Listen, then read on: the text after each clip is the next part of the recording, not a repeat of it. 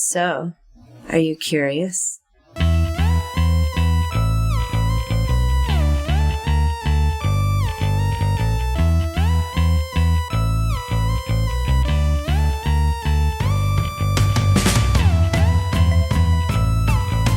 Welcome to the Curiosity Codex. I am your ardent enthusiast, Kyle Olson. Did you miss me? I missed you. I'm shaking up the format a bit, but before we get into that, I wanted to talk about one of the fundamental forces in my life. Curiosity. It's why the show is named what it is. I'm an insanely curious person, and it fuels my geekdom. When I see a show I like, I then want to know everything that actor has been in, everything that showrunner has written. I want to take it apart and see how it works. So when I find someone who does a job I don't understand, I instantly have 100 questions. Which is why being a part of the next reel is so much fun, as I get exposed to people I might never cross paths with in normal life. And you're about to meet one of those amazing people. Her name is Mandy Fabian, and she works in Hollywood. It's okay if you've never heard of her. What I've learned later in life is that the entertainment industry is like an iceberg. The stuff on top is all the studio fare, the stars, the chat shows, the gossip rags, but that's just a small piece. Below the waterline of what gets liked, subscribed, shared is where the majority of work is being done by hardworking, talented, creative people who are just as dedicated to telling their stories as those who get a check for $20 million by multimedia conglomerates. They just don't get the press. Mandy is one of those people. And when I met her, she was doing something I'd only heard about, read about, dreamed about. She was directing her first movie. And I had to know more. I asked her if she'd be willing to chat with me for a series of conversations about the process of making an independent film. How do you get funded? What's casting like? What's it like the first time you called action? We worked on a kind of syllabus that we agreed on, and then we started chatting. And the more she talked, the more questions I had. We soon diverged from our plan, but what emerged was a fascinating tale of a young girl from nowhere, Texas, with big dreams of stardom, pinballing around through the entertainment industry from Boston to New York to Tinseltown. I can't even tell you how it ends because we're still talking. So, over the next few weeks, I hope you'll indulge my curiosity about pursuing a dream, the plans you make and the curveballs life throws at you, and finally, discovering the thing you were meant to do. Here's the first part of my curiosity conversation with Mandy Fabian. Chapter 1. The Big, Bright Stars in Her Eyes. I guess the first question is, when did you sort of first get the performing bug? Like, when was the first time you were like, watching something and be like, oh, I want to be up there? You know, that's a good question. I in second grade, I auditioned to play, I think probably a smaller part in the stage play Aladdin at my local elementary school. But then I auditioned for The Princess, and I beat out some fifth graders. Oh. For the lead role of, I think it was like Aladdin and the Princess was the title of the play, and I played the princess. You got the title role. I still remember my costume. I think my mom made it, but still, I remember it was yellow and had a sparkly veil, and that was my first kind of oh, geez, I'm really good at this. Now, to be fair, from a second grader's perspective, maybe I was a little cocky. I'm not going to lie. I didn't realize the years upon years of struggle and sweat and rejection and and hard work that it actually takes to achieve something in the entertainment industry. But that's where I got the bug. And I always used to make my mom laugh I would do impressions of the Muppets, and I could do accents really well. I would hear them on TV, and then I'd go to my mom and be like, I did the Swedish Chef, and it would just crack. It was the only thing, if I did it in the car, she'd have to pull over because she was laughing so hard. So that's kind of what gave me the bug. And also, I always talked to myself. It was my mom and dad, and then my sisters, and then me and the family pet. So we were all sort of teamed up. We had our people, and mine was always imaginary Barbies or the dog. So I had to do a lot of talking. And when I was taking care of said family pet, I would engage in these conversations. I don't even know where they came from, but I was this blah, blah, blah. I'd be like, Harold, I can't be married to you anymore. Margaret, please don't. Penelope means nothing to me. You're mine forever. And I would just talk like this. I would do imaginary voices and scenes that were just garbage, but it was what came into my head, and I got caught a lot, and it was very embarrassing. But I had no idea what all that meant until I'm trying to think. And then when I got a little bit older and I was doing high school in theater, I don't know, I'm giving you a lot of the details, but you can cut out whatever's super boring. Yeah. So then I joined the drama club by accident in high school, actually. How do you join a club by accident? Well, I had signed up for something else, maybe photography or something, or yearbook. I don't know what it was. But there was no more space, and my counselor, I was new to the school, and my counselor was like, well, you need an elective course, and you need sixth period, and the only thing that's available is like this upper level drama course, but I'll see if you can get in. And so I got into a drama course in high school, and I fell madly in love. And it was weird because, like, I knew I either wanted to be like a pilot or Kelly McGillis after I saw Top Gun. I saw Top Gun and I was like, definitely want to fly planes, or I want to be a hot chick who talks about planes. Or maybe an actress. And then I got into the drama class and it all kind of, then I became an actress. Oh, so that's what you consider yourself like first. You were like actress, like this is actor, this is where I want to go. 100%. I was such a clown. I mean, and in fact, so then from there, when I say it was like just who I was, like it was so inevitable, which is kind of sad because I think I'm smart. I think I could have done other things, but it was inevitable. Like it was just the thing that always showed up. And I auditioned for a play in high school and I didn't get it. And I was like, well, I'm supposed to be on stage. So then I went to the local newspaper and I looked and saw, where auditions were and what things. And in the meantime, oh wait, you know what happened first? So then I got a job. I was like, I know I want to be an actress. So where do producers go? Like you have to meet producers if you're going to be an actress. And this is where in the country? This is Austin, Texas, and I'm all right. 15, maybe 16 years old. I'll say Austin's got a nice art scene. Oh, totally. A music scene. Yeah, which, absolutely. But I was way too lazy to practice guitar. Yeah. So since I was just naturally a clown, it seemed effortless. And I went to the theater, but not the stage theater. I went to a movie theater because, that's where writers and producers and directors go. They go to the movies. Sure. So I got a job in a movie theater and I was an usher. And it was a special kind of fancy movie theater. It was like kind of like the ArcLight. Well, you don't know the ArcLight maybe, but I do. I have been to the ArcLight, yeah. Okay. So it's like it was a fancy movie theater. So we had to go up in front of the theater every time there was a showing, and we had to say, thank you for coming to the ArcLight. We know you had your choice of other theaters, and we thank you for choosing ours. And so did it have the curtain? Like the curtain that would then open? Yes, it did. Of course. And the lobby of the theater had these it had a fake stars and clouds and things, and every 12 minutes there would be a fake rainstorm in the lobby. No, like the grocery store. Yeah. It was high end. I mean, I'll say, as someone who worked in a movie theater for 10 years, I know exactly what you're talking about, but mine was pretty much your garden variety multiplex. It was a 16 screen. You did too? I did. Isn't it? Same thing. And I was like the same path. I was like, I like movies. I want to be around people who like movies. So clearly you should go work in the movie theater. And you find out, no, most of the people there just because they just want to punch a clock. That's true. They don't want to do retail. That's true. But you have access to the movies. And I would go in the back and I would watch, I would know what time events were happening in movies that I loved, and I would go in at that particular time and watch my favorite scene, and I would go... I found that, exactly what you're talking about, a fascinating process because I would see films out of order. Oh, so you because I was a projectionist, so it would start and stuff, and then I would go, I have a half hour break. I'm going to watch part of this movie, and I would go watch, from the booth, half an hour or something before I had to do the next thing. But then I was like, okay, so that goes there, and so I would eventually have to sort of piece it together when it was in my head. So it was almost like deconstructing it.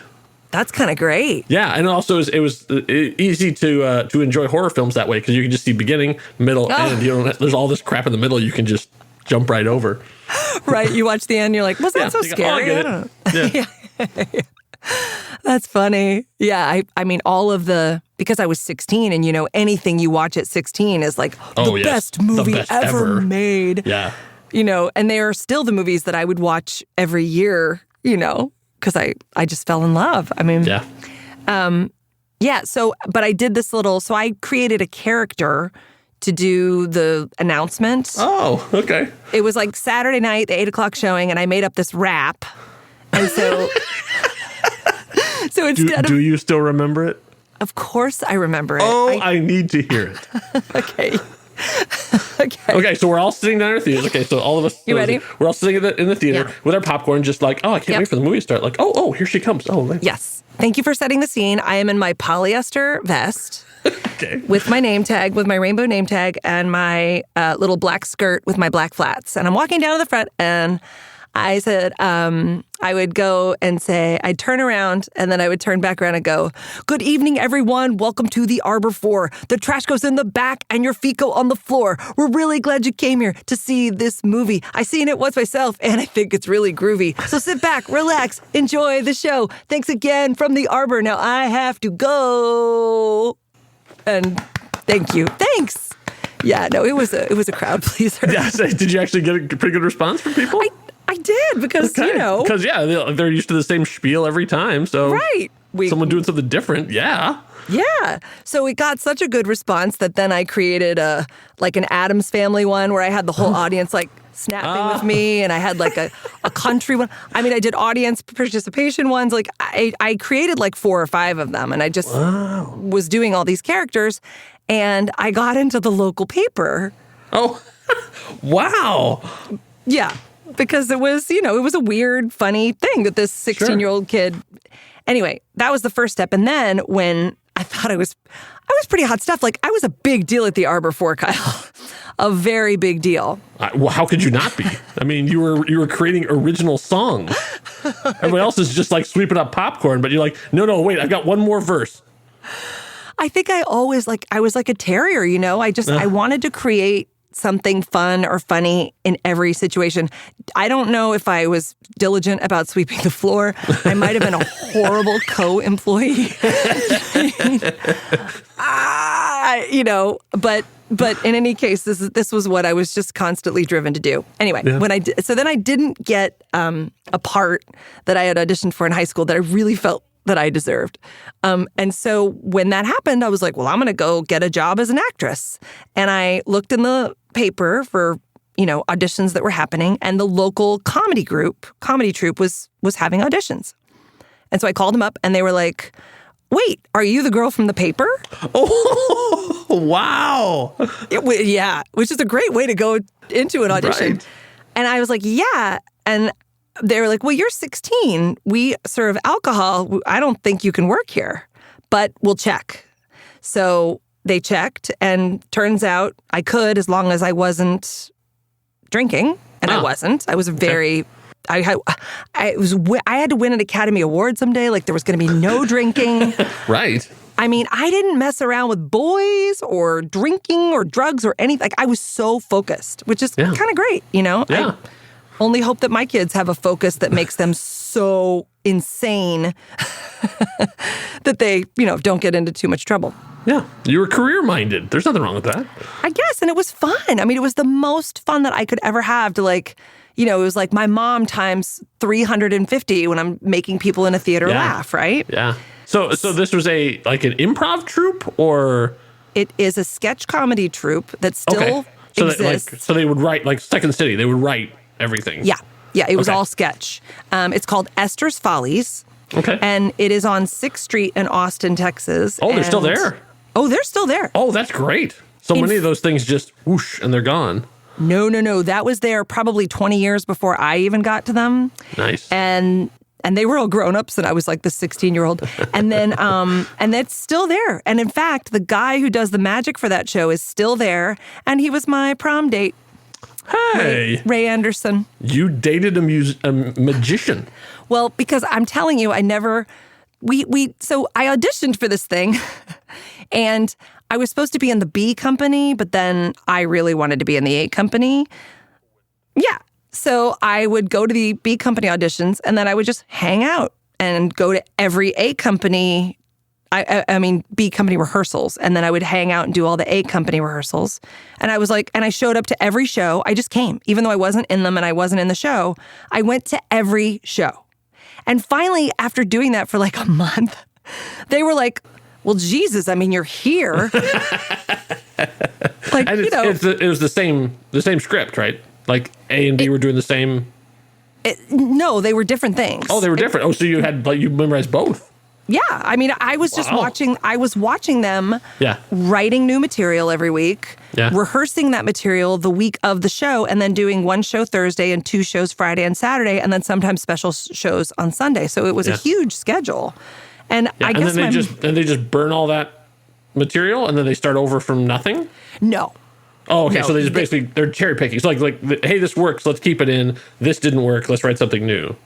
It's like stand-up comedy. Okay. So they had their tentpole pieces. Sure. You know, they would always start with like a medley of some kind. We did like Beatles medleys, and we did other like different like 50s medleys. We would choose an era or a type of music and do a medley about the news. Okay. And to this day, half of the Beatles lyrics to me are like, poor Kathy Rigby, she was a star, now she's selling those pads on the screen. Like, I don't have the right lyrics in my head. Because it's the ones you performed. Right. Yeah. So did you start writing for them? With them, I should say with them, because it's a collaborative? Well, I was 16, so my writing was terrible. Well, sure. So no, but actually, that's not true, because I did write a character, and my character was a sorority girl, called the Bowhead, and I had a giant bow on the top of my head, and it was like my solo piece. So I would go out and I would just do 3 minutes of material about being a sorority girl in college. Like, I'd be like, I'm trying to remember. And this was like a thing you had written. Like this was like a little, like a 3-minute monologue, essentially. Totally. Okay. Like, like she made a joke that like, I'm going to take English. I'm just going to show up for the final. I speak it.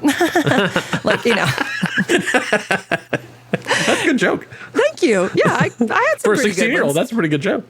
Yeah. So, and I think, just watching them, they would sometimes tweak existing pieces, like, if there was like a talk show sketch, they would have different characters on. But then if there was one really successful character, they would have it because, the show, it sustained. I mean, it was the thing to do in Austin. So it was really fun. It was like, I kind of call it my boot camp for comedy. Yeah. Well, because just being around that many creative people doing something creative for that long, it's radioactive. Like you just pick it up. And it really, that's kind of where I got my work ethic because, well, to go back to Ray Anderson being my prom date, it wasn't that the magician and I fell in love and it's a cute meet cute. Meet cute. Would have been great. But I don't think his boyfriend Andrew would have liked it. But I was one doing last trick. Exactly. I was doing shows like, 5 nights a week. So I didn't go out with people my own age. And your parents were cool with this? Like at 16? I mean, there's other things 16-year-olds could be doing that I'm sure they would be, but like they're fine with you hang around with a bunch of, degenerate theater people 5 nights a week? I mean, Esther's Follies had such a good reputation. And I was so clearly, to be honest, and my mom told me this later, she was like, I only took you to that audition because I never thought you would get the job. I mean, truly. Oh, yeah. I get it. As a parent, I get it. Just to shut you up. Well. Like, see? And everybody else auditioning was like 25. And, right. Like they're grown-ups. Yeah, and had this, like, let me show you. Here's page 2 of my resume. Right. Or my CV. I have no training. Right. I'm just a 16-year-old jackass who made up some voices for, like, why would they ever give me the job? But you had moxie. You had chutzpah. Well, I guess I was good enough for the B company. And then I was like, guess what? So I did the A company, but it was step by step, right? Like I had one I won third harmony in one song in the medley for like the first 2 months. And that's all I did in the show. But just watching and being there and trying things, then they'd throw me another part and I would do those. And it was my happy place. And I don't think my mom would have not had me go to my happy place, you know? Yeah. So that was lucky. That was mostly most of what the performing you did through high school was them, or were you still like auditioning for plays and things too, or was it, there was so all consuming you? It was all, there was no time. I mean, because really we rehearsed 3 days a week and then did shows 3 days a week. There was 1 day off. Like wow. My mom had to, I wasn't going to take off for my high school graduation. Oh, like I got a show, Mom. I was like, I'm in the show. They have to replace me. It's a pain in the butt. And it's just I'll get the certificate. And she's like, you are not missing your high school graduation. And then the other one was prom. I took off to one night to go to my prom. Okay. Sacrifices. You have to make them. Isn't that funny? Oh, God. So you did that all through high school? Yeah, that was and then a little bit. So then I go away to college and then I came back and I did on my college breaks, I would come home and perform with Esther's. And then actually my second year, we were doing a pilot. Oh. Comedy Central came to watch Esther's Follies and was like, woo, we should do a show about this. And they were shooting a pilot. And they asked, like, could you stay? Or maybe I was like, can I stay? that does seem to fit the brand. I'm not sure which one they really did. So I ended up doing my sophomore year back in Texas at UT. Oh, okay. And we did the pilot. And we didn't get a series, but. Well, I think most pilots, that's the case. I mean, even UCB did a pilot and it didn't go. Like, right? I saw, I think it was ASCAT they did as a pilot. And it was like Andy Richter's on it and Amy Poehler is on it. And it's like, how in the world? And they're like, pass. Right? I know. Okay. Well, I guess they showed them, right? Yeah. So what do those Comedy Central guys know? Yeah, right. Oh, Matt Walsh, where's he going to be in 50 years? Flash in the pan. Yeah, right. Yeah. Amy Poehler, she owns the world. Right? Exactly. Yeah. So, so I did that. And then I kind of I think I stepped out. I think I started doing other things just because I was like, you know what? I got to figure, I'll do something else. And then I was at school full time and loving it. I did every extracurricular activity. I was in an a cappella group. So what were you going to school for? What was the plan? I mean, were you actually getting a theater degree? Well, because I was who I was when I got there, I was like, I am going to be like Meryl Streep. Oh. I think she went to Vassar. I'm not sure. But I got a scholarship to go to Vassar, and I was like, well, I'm going to, because of Esther's. I mean, Esther's was kind of a cool thing to have on your, that was pretty lucky. Yeah. And obviously you had to have grades because they don't give scholarships to just good improv performers. I mean, No, I was super nerd. I love school. I loved school, math, and all of it. I loved it. So that was lucky that I also, because, when I went to Vassar, then I was really, and it was all. I mean, that much work, that's a job.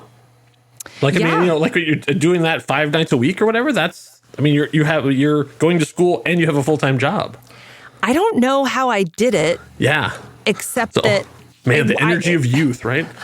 Yeah, right? Jeez. But also, it wasn't like it was a boarding school. I mean, it was a Texas public school. And I'm pretty sure that we were out of the 50 states, I'm pretty sure we were somewhere around 48. So what I'm going to say is maybe I was top 10% of my class, but not sure. It would have been the same case if I had been at Harvard Westlake or something. Sure. Yeah. From what I can tell. I live in one of those states too. So yeah, I get it. Yeah, so it was kind of lucky that I got to, and Vassar was a very creative. It was there's only one course that you have to take at Vassar, and that's a language. 1 year of a language. And your language was? It was French at first, and then I took Spanish because I love languages, Oh, okay. Yeah. I'm not going to ask you to speak anything, but do you still retain some of that? I do in the sense that if I go to a Spanish-speaking or French-speaking country, Yes. after like 3 days, I can really speak and understand people. And then after like a week, I'm like, okay, I got it. Okay. Very, very broken. I'm not going to go to a dinner party where no one speaks English. It'll be hopeless. But to order off the menu and understand street signs and kind of figure out where I'm going, I can understand enough to do stuff like that, which is great. All right. It's great. I love it. I that would have been the other thing that I did is languages. I thought I was going to go to college and maybe be like a translator or but then I was like, well, obviously everyone wants to learn French and go live in Paris and translate. And they all knew English, so it was a little bit like, this is going to be tougher than I thought. Stick with the performing. Yeah, but I guess I was always sort of hedging my bets, but I thought it was definitely going to be an actor. And I took film because I was like, well, if I'm going to be an actor, then I need to know what the other people on the other side of the camera are doing. Sure. So, and that's at this point, you're like, this is your freshman year of college, acting 100%. Like you were. Yes. Okay. Yeah, I was in the... No, I mean, of the creative side, like you were just like, this is what I'm going to be. I'm going to be in front of the camera. Yes. Okay. Yes. I was, I was in the... I did plays. I joined every theater troupe. I was in the sketch comedy group. Like, I got there and I was like, where are my people? And, ran headfirst. And it was a little, I had 3 years of professional experience by that point. Yeah. So I was like ready to go. And so I really did. It was all about that. I was going to be a combination of Meryl Streep and Lisa Kudrow. It was my dream. So when it came time to make that transition, then to go back to Texas, then like after your first year to transfer it over to do the pilot. Yeah. Did you feel like you were taking a step forward because you were getting to do a pilot, or is it a step back because now I've lost all those connections? It was a step. It was both. You're exactly right. Like, I was like, I might be on television, which is obviously the choice you make. Sure. But then I didn't end up on television, and I was like, well, now I'm just doing the same theater that I was doing for the last 3 years. And I kind of was like, well, I don't want to be, I don't want to be doing Esther's Follies forever. And I wanted to be a really good actress. So like the reason I wanted an education, this is how freaking myopic and single-minded I was, that I was like, I need to learn about everything in case I play a character who knows about things. You know what I mean? Like, yeah. Yes, I was personally curious, but more like I took abnormal psychology because, well, what if I play a character that, what if your character has multiple personalities? I need to know the medical behind that. Yeah, and I really, like I said, I was a nerd and I really loved school, so I really wanted to go back to Vassar and finish out because I recognized that was a better place for me. And also it was like people my own age, It was... So before we get away from the pilot, because I'm curious about this process. So Comedy Central says, hey, we like you, interested. And then they say, here's some money and some cameras, go nuts? Or do they have a very specific thing of like, here's what we want? So, and I guess, and how much were you involved in those conversations? Not in terms of making decisions, but like that they were letting you know. I was not really involved a lot in that process, but what I know is that there was a production company. I think it was like Saban Entertainment, S-A-B-A-N. Oh, okay, yeah. Those are, if those are the Power Ranger people, if that's the same Saban. I think it probably is. Yeah, probably. They're big into television. Yeah, and someone, came and saw Esther's and thought, oh, can we make this into a TV show? So then they brought in a director and some producers, and I can't remember if they brought in writers. I don't think so, but what they did is they then tailored our sketches to more TV friendly. Okay, so they weren't shooting the performance. They were. Okay, so like, but with an audience? Yes. Okay. Oh, so they were just like you guys are performing and they're shooting it there. So it's sort of like watching a performance on a stage, not redoing it so it's now in somebody's living room. Nope. It was all live and on stage because the special thing too about Esther's is this behind the stage was a window and it was 6th Street, which is like the drunken bar drag of of Austin. So it's a freak show out there. And so very often our sketches would include harassing people on the street or making fun of people on the street. or like we had sketches that we would actually go outside and do outside, like incorporate that. Okay.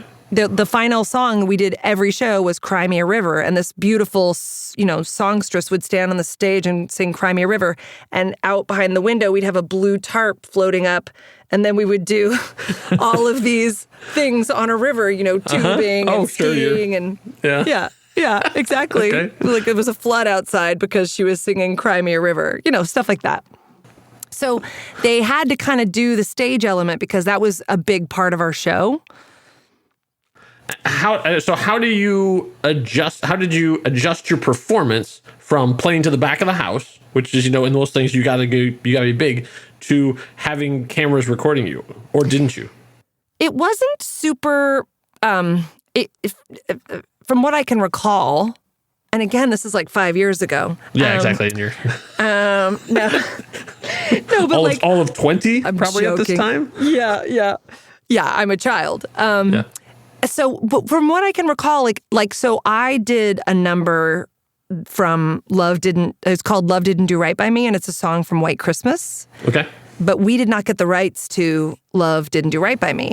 So the pianist had to write a different song for me to learn, and then we had to sort of choreograph what we knew to this new song.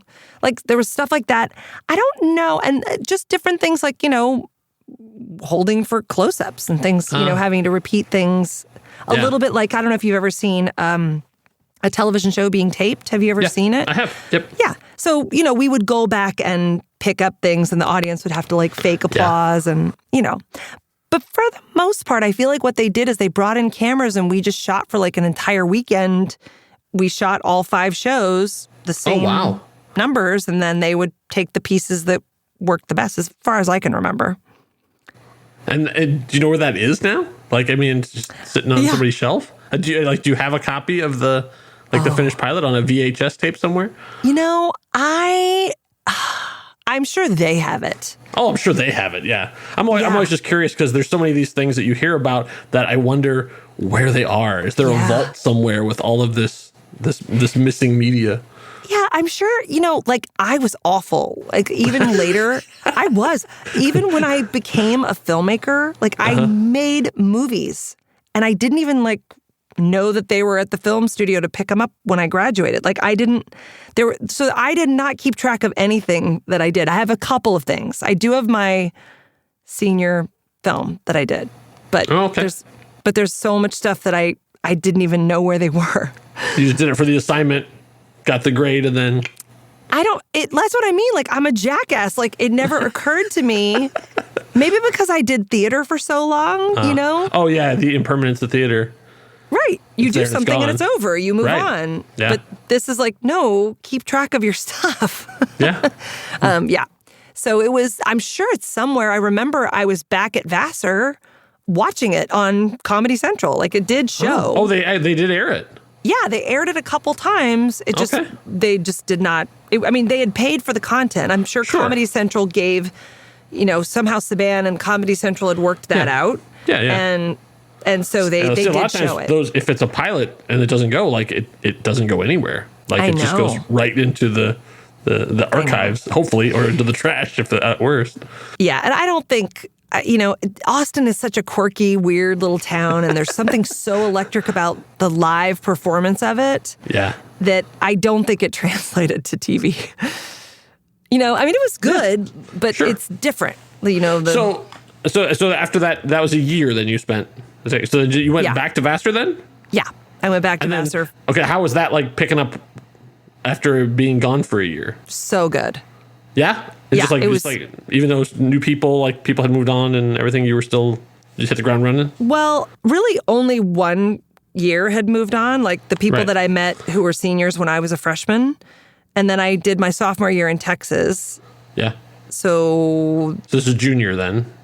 Yeah. So junior year I went back and it was great. I had made enough friends my freshman year that, and you just make, I don't know, I liked it. They were so easy. The people people at my school were so easy to get along with, and they were all freaks. I mean, That's the best part about the theater departments is when you get there and you go, oh, these are my people. I've been waiting to find you for years. And like there were some kids who were like, hey, I'm pre-med, and there were brains, no doubt about it. But like the whole idea that you can go to a school and like take a 300 level poli-sci course if you want because you're interested in it. Like there were no rules. You could go to your counselor and be like, hey, you know what? I want to do a double major of,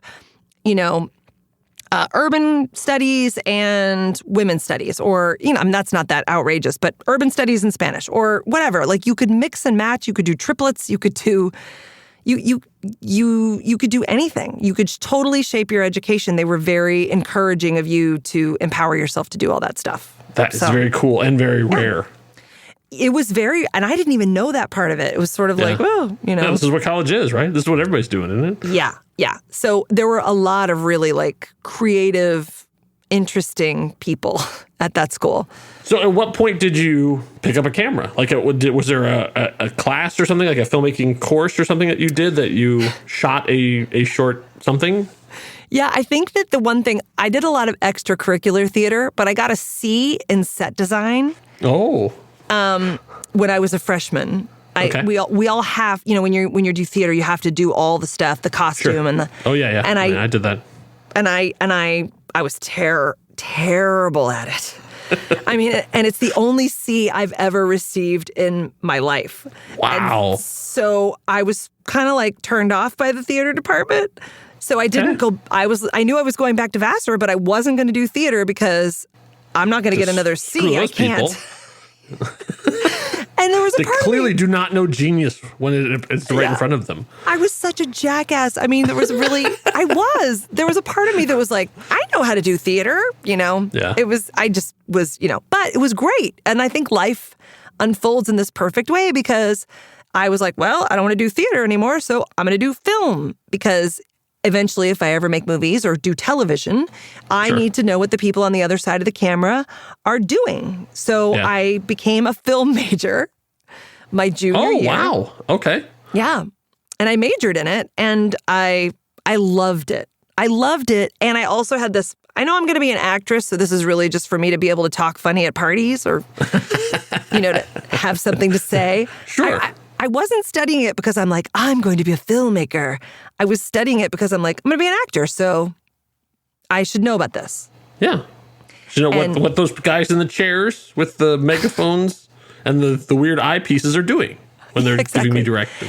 And may I point out that it was all guys in chairs. Oh, yeah. I was going to say that. I'm not being sexist there. I'm saying that's pretty much what it was like at the time. That's exactly what it was, I mean, so it was not, I did not have any dreams of being a director, maybe a writer. I think I started writing in earnest like my junior year at Vassar because we had to write our own short films. Writing things that you were going to then shoot.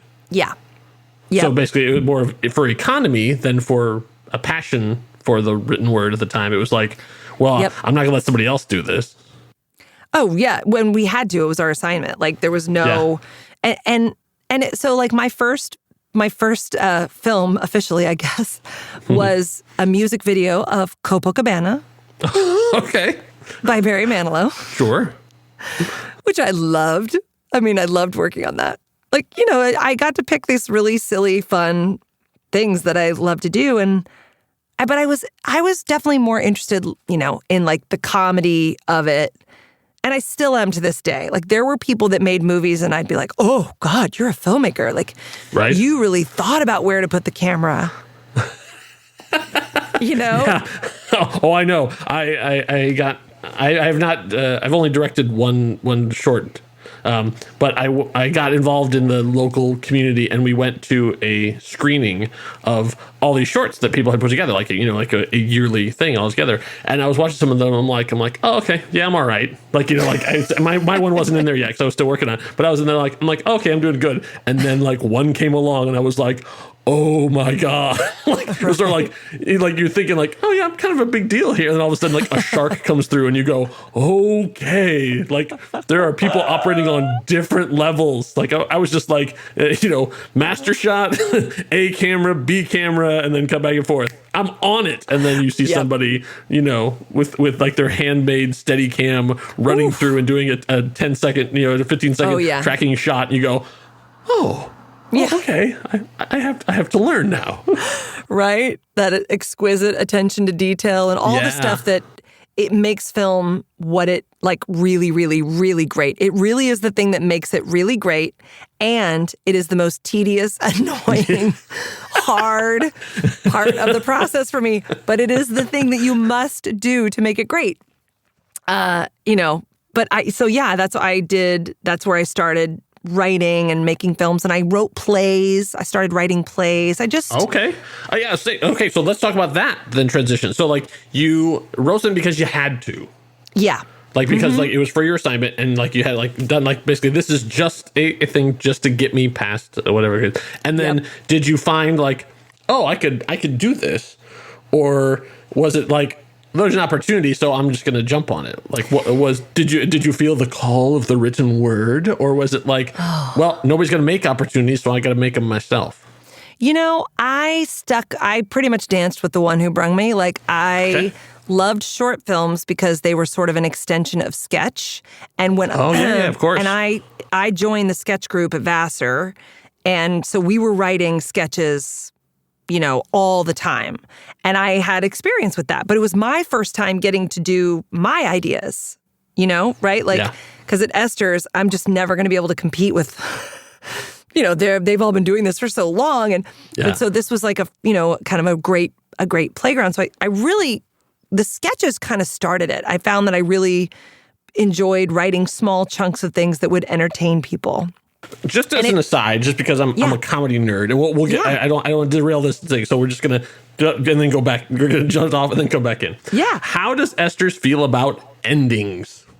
Because that was always one of those weird things I watched with sketch comedy. Like, the end of a sketch is an art form. Yes. And like, if you watch Kids in the Hall, they do it one way. If you watch Monty Python, they do it one way. If you watch Saturday Night Live, they don't do anything. They just and we're done. Like, camera pulls back. Right, exactly. Like, you see, and actors walk off. That's it. Like, I guess that's the end of the sketch. Yeah. What was the philosophy, Esther's, about the ending of a sketch? Just like a good improv show, there's got to be a what do they call that? Is it a button? Yeah. Or a hit, or like there's another name for it, but yes, a button. Like a tag at the end, like a big. You had to end on a laugh. Okay. So the goal was always like try to get that last joke and then black out, and because even if it was kind of as you roll into the next thing. Right. Because you have to. It takes time to set up the next thing or whatever, and people sort of got that rhythm, right? Like even if it wasn't that great of a joke, they'd be like, ha, ha, ha, and the lights would go down. They'd be like, ha ha ha, ha, Because they get it. You get trained. Like, you have to train the audience, and then they'll get it. Okay, that's my. I'm also a comedy nerd, so I just was curious about that. So okay, go back to it. Okay, so back to you sitting down with the blank page. So then you started thinking about like, well, if I wrote that, I can write this. Yes, I think this is where I wish that I had more. Training up top. Like I wrote everything from instinct, which I think is great because it's a great way to develop your voice, right? Like, I had but it also leads to a lot of dead scripts. Oh God. Well, and just like it's such a painful process because you don't even have like you don't even have like an ABC. I hated structure. Also, I came from the acting side of it, which is so like. So you're looking for monologues, you're looking for moments, you're looking for... right? Yes, and you'd make things work as an actor because someone else has done all of the incredibly hard work of, refining the dialogue and making it the right place in the right, in the right moment of the right part of the story, So it's a little bit easier to do the acting part of it. So it was really hard. I wasn't as disciplined, and I was a little still split focus because I always planned after college to become an actress. Sure.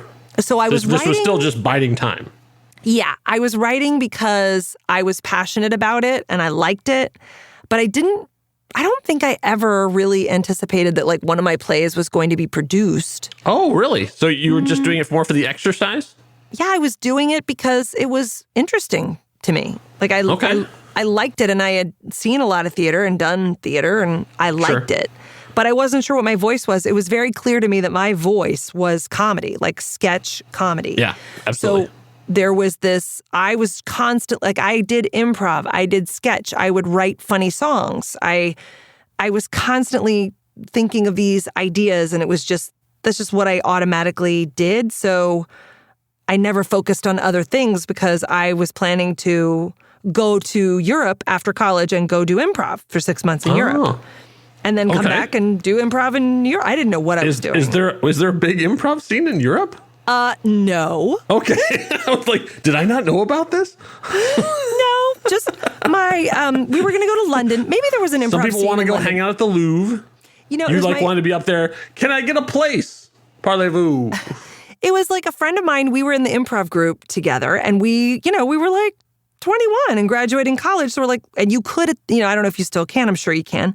But when you're a student, you can go live in England for 6 months, and you get like a student visa. You can work. You can do whatever you want. So I was going to go get a job waiting tables or something, and do improv at night and meet people in the comedy scene over there, and go live in to Edinburgh Fringe and yeah. It just seemed like it was more of a life decision, Yeah. But that it didn't end up happening. Life has a funny way of redirecting you. It's funny. It's almost embarrassing to say it, but it's because because I did the Esther's Follies pilot. Yeah. So then you had a credit then. Yeah. Yeah. Nice. Okay. Were you in SAG from that? No. Oh, okay. Nothing like that. So but I was performing all the time at Vassar and still doing this boot camp for what I thought I would probably be a stand-up or Saturday Night Live. I thought I was going to get on. Okay. Oh, stand-up. That's new. I did a little bit of it, and I am officially terrible at it. Okay. But stand-up is a way to Saturday Night Live, and all paths sort of led to Saturday Night Live for me. If you're doing sketch comedy. Yeah. That's Olympus. Yeah. I figured I would end up there somehow, some way. I had tested once when I was in high school, like when I was at Esther's, I sent a thing in and they were like, "We love you, but not this time." You're like, okay. So I get a little more seasoning, kid. Yeah. Basically, I was a child and from Texas. You unfortunately you weren't Eddie Murphy. No, I wasn't. God, he was my favorite, though. I worshipped him, and I would do his routines. Well, sure. I mean, like the thing, and somebody so young who had it. Like, it's like, as you and I have both been around talented people where you're like, I'm doing it right, and then all of a sudden you go, oh no, they're really good. Yeah. Yep. There's a comedian. There's a comedian who I just worked on a movie that I did, and I watch her stuff, and I'm like, oh dear God, you are incredibly talented. Her name is Scout Durwood. I'm like, okay, wow, yeah, she's amazing. Write that name down, folks, because one day. Oh yeah, no, she's something else. She's really great. I'm like, oh, you're talented. Okay. Yeah. So anyway, so I was I loved film. I mean, I loved it. I guess what was the first thing you wrote that you were like proud of enough to show someone else outside the thing that wasn't just for your drawer? You mean in terms of sketch or film? Oh, either one. Like when something you were like that you had done that you were like, oh, this is bigger than just a school project that like you wanted to show people and go, hey, I think I actually got something here. Oh, that wasn't a school project. Yeah, Jeez. That wasn't like done for an assignment. Oh, okay. Well, let me clarify. I was writing all the time for the sketch shows that we were doing. Like we did some of my favorites were like, well, some of it was just ridiculous. Like I went and saw a dance concert and I thought it was so silly. I didn't understand dance. So I just did, an interpretive dance number where the woman just said fruit and rolled around on the floor a lot. And for some reason that worked as a sketch. And then I did a Spanish language class for crazy people. Oh. So that you learned Spanish sentences, but they were nonsensical. And that was pretty great. I'm trying to remember, there was one, the gynecologist magician, that was a favorite. Where you have a gynecologist who just starts pulling out like scarves and a bunny and da-da-da. That was a big favorite of mine. I did. So, I mean, those are some sketches that I wrote. We performed them for an audience, so I was constantly getting stuff shown. I was always performing, so I was always showing my stuff to people. There was never anything that was like, oh, wait for the right time. Like you had a show, so you had to write, rehearse, and perform it. Yeah. And even all our films that we did in the film program were also shown at the end of the year. So it was going to be shown whether I thought it was any good or not. But you're still just burning through all this.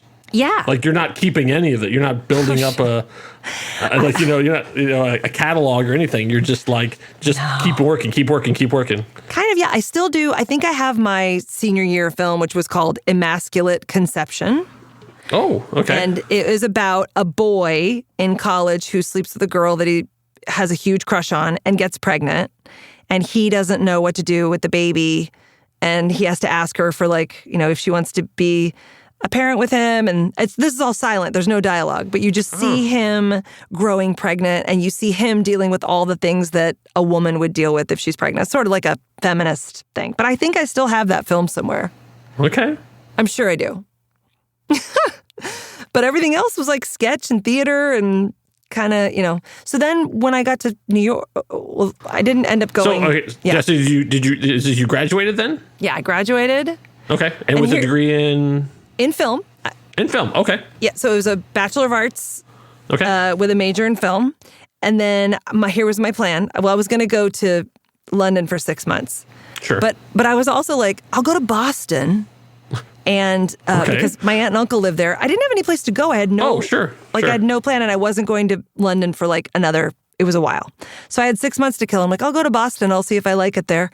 And then once I got to Boston, I did the other thing again where I'm like, well, let's see. Where would be a good place to work where have people in television might go? Can you guess where I ended up? At a news station? The Cheers bar. Oh, the Cheers bar. Of course, it's Boston. Of course you'd end up there. Because they knew your name, right? Yes, I went in. They did not know my name. But I went in. Lies. And I know. Well, I guess they hadn't I'm trying to think of the approximate timeline. The show was still on at that time, right? It was. I think it might have been. I say right around that time. I say because it ended in the early 90s. I think it was not still on. It had just ended. Okay. It had just ended. So it was still a very big Cheers deal. Mania was people were still lining up around the block to get into the Cheers bar.